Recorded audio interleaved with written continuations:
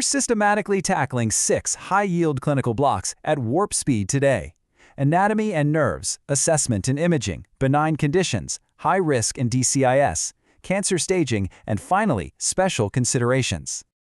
Section 1. Anatomy and nerves, specifically focusing on the axillary dissection. Okay, when you're operating in the axilla, identifying and preserving critical nerves is absolutely paramount. You've got to memorize these classic board associations. If you accidentally injure the long thoracic nerve, well, that innervates the serratus anterior, so you'll cause a winged scapula. What about transecting the thoracodorsal nerve? That strips the latissimus dorsi, causing serious weakness in arm adduction and medial rotation. Now, if the medial pectoral nerve gets damaged, you'll see atrophy of the lateral pectoralis major. And finally, cutting the intercostal brachial sensory nerves. That leaves your patient with a totally numb posterior and medial upper arm. Lock these deficits in, they show up all the time. Moving on to Section 2. Assessment and imaging, establishing the diagnostic framework. So for clinical assessment, diagnostic imaging revolves completely around the standardized BIRADS scoring system. It's like a universal language for breast imaging. A score of 0? That just means incomplete. Go get more imaging. 1 and 2 are normal or benign, so you just continue routine annual screening. Now, what's really interesting here is the pivot at Category 3, which is probably benign. This one requires a really tight 4 to 6 month follow-up. But if you hit a score of 4 or 5, that mandates a biopsy right away, especially since Category 5 implies a 95% or greater chance of malignancy, and Category 6 is just your already known biopsy-proven cancer. Now, for our high-risk patients, think those with BRCA mutations, a highly elevated lifetime risk, or prior chest wall radiation, we actually escalate screening to include an MRI. MRI is incredibly sensitive and can easily detect multiple enhancing lesions. But here's the catch. You absolutely must counsel these patients beforehand about the relatively high false positive rates with MRIs. It's a real trade-off because those false positives can obviously lead to a lot of additional, sometimes completely unnecessary biopsies. What happens when a premenopausal woman presents with a palpable mass? Your very first step is an ultrasound. Why? To distinguish a cystic mass from a solid one. Simple cysts can just be aspirated if they're causing symptoms, or honestly, just observed. But if it's a solid mass that isn't definitively benign, you follow that management algorithm straight down to a needle biopsy. And if a core biopsy isn't feasible for whatever reason, you've got to proceed straight to an excisional biopsy. All right, Section 3, benign conditions, covering everything from mastitis to nipple discharge.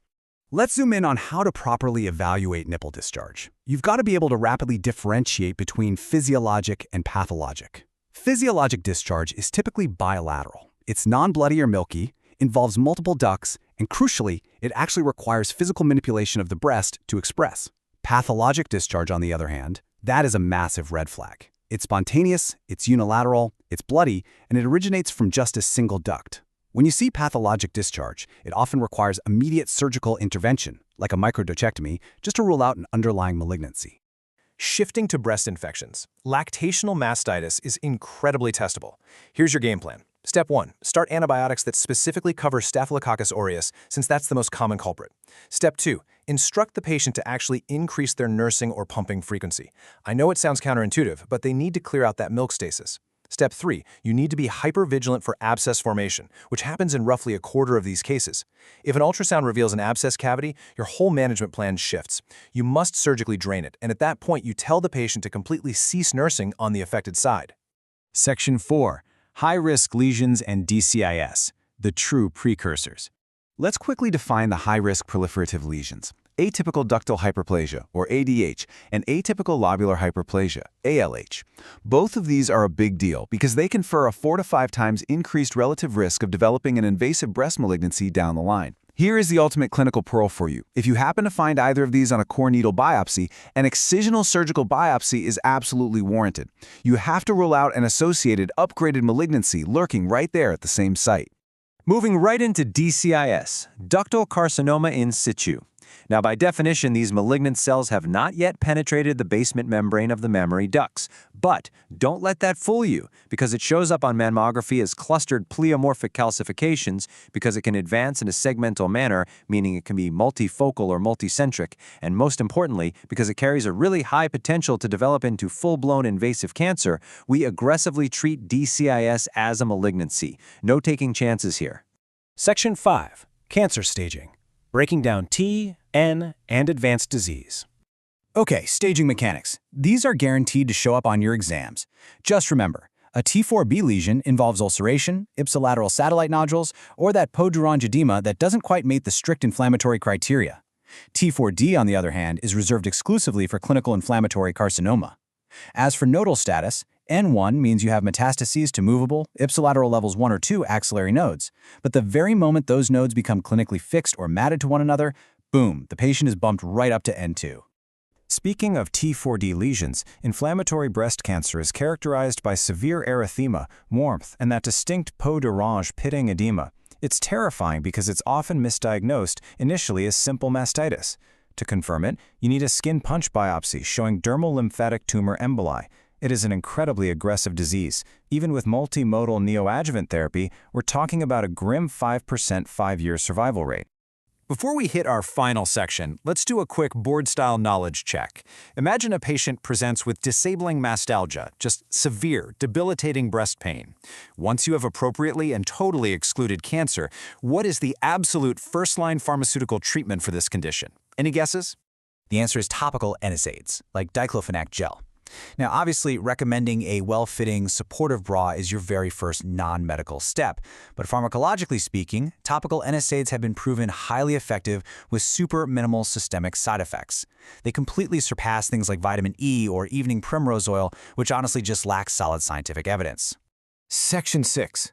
Special considerations. Taking a look at pregnancy and Paget's disease. Pregnancy changes breast tissue drastically, so your primary imaging modality here has to be ultrasound. If you find a suspicious mass, don't hesitate. You still perform a core needle biopsy. Pregnancy is absolutely not a contraindication for tissue diagnosis. Also, keep in mind that bloody nipple discharge in the 2nd or 3rd trimester is often just epithelial proliferation and will usually resolve on its own postpartum.